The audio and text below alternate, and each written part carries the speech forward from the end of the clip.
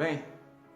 Seja você mais uma vez muito bem-vindo ao nosso MCI, Meus Conceitos sobre Israel. Nós hoje, como havíamos falado, nós vamos estar comentando sobre o porquê do filho de ser perseguido aqui nessa terra. Está aqui comigo também o pastor Nélio, nós vamos estar dando prosseguimento a esse estudo e agora eu passo a palavra ao pastor Nélio. Olá pessoal, tudo bem? Estamos nós aqui mais uma vez para darmos prosseguimento ao nosso trabalho da semana passada. E hoje trazendo ainda como título, por que o querubim perseguiu o Filho de Deus, o Messias, Yeshua HaMashiach. O nosso querido pastor Francisco vai estar lendo primeiramente Mateus capítulo 4, dos versos 1 até o 11. Leiamos então Mateus capítulo 4, verso 1 ao 11. Então foi conduzido Jesus pelo Espírito ao deserto para ser tentado pelo diabo. E tendo jejuado 40 dias e 40 noites, depois teve fome. E chegando-se a ele o tentador, disse: Se tu és o Filho de Deus, manda que essas pedras se tornem em pães. Ele, porém, respondendo, disse: Está escrito, nem só de pão viverá o homem, mas de toda palavra que sai da boca de Deus. Então o diabo o transportou à cidade santa e o colocou sobre o pináculo do templo.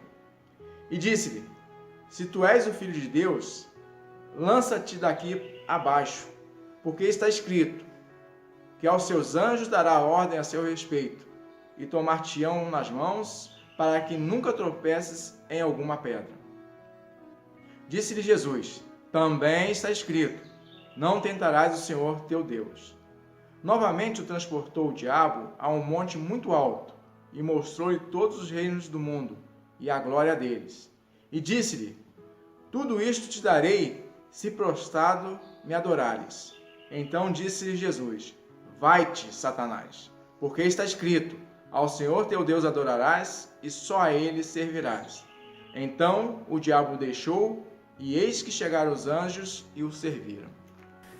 Nesse capítulo, a gente tem uma informação também muito boa. Quando Jesus ele sai da água do batismo de João, o Espírito do Eterno vem sobre ele, porque ele está na forma humana, e leva ele ao deserto para ser provado, experimentado, talvez desafiado. E ali ele fica durante 40 dias e 40 noites. Diz a palavra que no final ele teve fome. Foi nesse momento da sua necessidade que o querubim, esse ser maligno, chamado também diabo, adversário, se aproximou dele na sua fragilidade, buscando lançar uma dúvida na mente dele, porque ele estava vestido de homem. E diz: Se tu és o Filho de Deus. Novamente, se tu és o Filho de Deus. E o Senhor Jesus, ele sabia, Yeshua sabia que ele era o Filho de Deus. Mas o querubim também sabia que ele era o Filho de Deus, porque eles se conheceram lá em cima. Nós já comentei isso no programa passado. Agora, a gente vê no final dessa conversa, quando ele leva Jesus numa elevação, numa visão, num arrebatamento, para ver a glória do mundo, a glória desse maligno, desse querubim. E diz para ele, se ele prostrado adorasse a ele, que tudo aquilo ele daria para o Messias. Porque ele disse: a mim me foi entregue. É lógico que essas informações para nós elas são necessárias. A mim me foi entregue. Quando? Lá no Éden. Quando nossos pais Adão inclinaram o ouvido para a serpente, para o mal, conforme diz a palavra. E o Senhor sempre respondendo dentro da Torá, dentro dos mandamentos, porque para isso que ele veio, como filho de Elohim, Yeshua HaMashiach. Ele não veio para desfazer a lei, ele não veio para anular, cancelar, nada disso. Ele veio cumprir a lei, mas não vamos falar sobre isso. Vamos falar da luta que houve entre o querubim e o Messias. Então, a partida é: o mundo, o homem, foi entregue nas mãos desse querubim. E o Messias precisava ter vindo, pastor, para, se vestindo da nossa natureza, vencê-lo. Então a gente vê que teria que haver uma guerra, uma competição, uma luta. E o Senhor resiste ali. E o inimigo, ele tem, pela visão, pela lógica, pela ótica nossa, ele tem que lutar por aquilo que foi entregue às mãos dele. Mas também eu entendo que o Messias tinha que lutar por aquilo que não era do querubim, legalmente, porque tudo pertencia ao Pai, tudo foi criado por Deus através do Messias. Então, conforme lemos também no livro de Provérbios, no capítulo 8, que ele era aluno, mas também ele contribuía com o Pai, criando todas as coisas. A guerra começou aí, quando o Senhor se veste da nossa natureza para o vencê-lo. E graças a Deus que ele suportou até o fim e o venceu. Lá no livro de Gênesis, no capítulo 3, versos 13 a 15, nosso pastor vai estar fazendo uma leitura. E nós vamos ver o que? Já houve uma palavra do Eterno que da mulher nasceria um que iria esmagar a cabeça da serpente. Essa serpente, ela iria morder o calcanhar da humanidade, como na realidade matou lá na cruz, vamos dizer assim, porque ele se deu para a morte, ninguém tiraria a vida dele, porque ele não tinha pecado, o pecado que foi sobre ele foram os nossos. Então, ele morde o calcanhar da humanidade, ele morde o calcanhar do povo de Israel, mas em compensação, o Messias vencendo-o, pisa e esmaga a cabeça dele. Nosso querido pastor vai estar fazendo essa leitura. Lemos então Gênesis capítulo 3, verso 13 ao 15. E disse o Senhor Deus à mulher: por que fizeste isto? E disse a mulher: a serpente me enganou, e eu comi. Então o Senhor Deus disse à serpente: porquanto fizeste isto, maldita serás mais que toda besta, e mais que todos os animais do campo. Sobre o teu ventre andarás, e pó comerás todos os dias da tua vida. E porei inimizade entre ti e a mulher, e entre a tua semente e a sua semente. Esta te ferirá a cabeça, e tu lhe ferirás o calcanhar. A gente entende claramente, que o Messias ele veio para vencer esse querubim.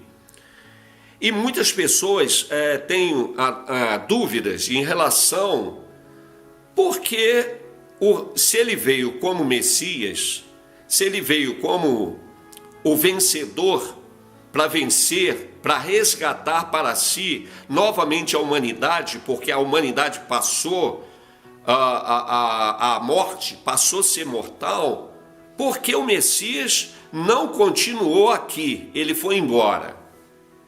Essa é uma questão, pastor, que as pessoas nos fazem ali fora. Ué, mas por que razão? A resposta vai ser sempre a mesma. Não poderia uma pessoa, um vencedor, num corpo glorificado, um corpo eterno, ser rei de um povo mortal. Não teria como. Ele precisaria dar o tempo necessário, porque nós estamos até no espaço da profecia de Daniel, né, das 70 semanas, que houve um parênteses para que fosse anunciado, proclamado no mundo inteiro a salvação dessa humanidade. Então ele não teria, a palavra não teria abrangido todo mundo, Ele precisava ir para o céu, aguardar que nós, que estamos nas mãos do Messias, estamos sendo eternizados através da pessoa do Espírito Santo, para que no momento então exato a gente receba um corpo em glória e ele venha reinar sobre um povo eterno, não um povo mortal. Eu até gostaria também de ter um parecer do meu pastor sobre isso, sobre ele não estar reinando ainda aqui nessa terra, mas o Espírito do Eterno, o Espírito que ressuscitou o Filho, ele habita dentro de nós, ele está nos eternizando, ele está na nossa alma, ele está no nosso espírito. Ele não vai eternizar esse corpo mortal, mas ele vai eternizar a nossa alma com o corpo que nós vamos receber. Então o Messias, quando voltar, ele vai voltar para reinar com um corpo que nós teremos igual ao dele, é lógico, sem marcas, mas um corpo em glória. Então eu gostaria também de ouvir o parecer do meu pastor. Dentro dessa análise que o pastor fez, a gente entende que, na verdade, os seres celestiais eles são criados para serem eternos. E como a gente falou aqui, o pastor bem colocou, o próprio Messias, ele haveria de ser um rei eterno, para a eternidade. Não para essa vida, somente para essa vida, mas para a eternidade. Dentro disso, tudo que ele colocou, a briga do querubim contra o próprio filho seria justamente nesse contexto. Tentar impedir que a obra fosse concluída, ou seja, a obra da redenção. Porque como nós lemos lá em Gênesis, o próprio Deus havia falado que haveria uma briga entre a serpente e a mulher. Ou seja, dali a gente já vê que é a semente de uma brigando contra a semente da outra. Nós entendemos que nesse contexto também, o próprio inimigo, o próprio Satanás, o diabo ali, como Deus coloca, que enganou a mulher naquele momento, ele também iria trabalhar para, de todas as formas, impedir a reconciliação do homem com Deus. E o projeto maior de Deus foi justamente esse. Trazer de volta esse homem que lá no Éden caiu. E como ele faria isso? Se não pelo próprio Filho, enviando seu próprio Filho. Por isso, pelo que eu entendo, a briga maior do inimigo foi parar o projeto de Deus ainda quando houvesse tempo, ainda quando o Messias estivesse aqui entre nós. E graças ao Eterno, esse intuito não concluiu. Porque na cruz do Calvário foi consumado, ou seja, foi concluído o projeto de Deus, de remir e trazer de novo o povo à reconciliação, para que realmente nós pudéssemos ter direito, como o pastor tem comentado aqui, direito, é a herança daqueles que realmente acreditam que o Messias, Yeshua Mashiach, veio ao mundo, morreu por nossos pecados, para dar-nos direito à vida eterna. Então, onde que a gente entende que a briga, ou seja, a perseguição foi parar o projeto de Deus. Graças ao Eterno, isso não se concluiu. Seja Deus. Lindo isso, pastor. E a gente segura isso no nosso coração a 7 chaves. Porque hoje a gente tem a garantia de vida eterna com Deus. Alguns dizem que o inimigo, quando viu Jesus na cruz, o Messias, que houve festa no inferno. Eu não acredito que houve festa no inferno. Ele já sabia que ele tinha sido derrotado e a cabeça dele tinha sido esmagada. O fato dele ter ido foi exatamente este, ou para isto, aguardar o tempo do Evangelho ser pregado, as boas novas ser pregada em todo mundo, então ele vai voltar. Alguém poderia perguntar, mas por que a maldade? Por que esse espírito ainda está aí? É outra pergunta. É lógico que se ele fosse recolhido, a humanidade não se converteria. De forma nenhuma, a humanidade se converteria. Então ele está sob limite, embaixo de uma condição de Deus. O Eterno limitou ele. E ele não pode ir além do que está estabelecido pelo Eterno, por causa da vitória do Filho. Então, graças a Deus mais uma vez, por isso, porque está chegando a hora do Messias vir, o verdadeiro, não um que vai reinar em um tempo e é mortal, mas um que é imortal.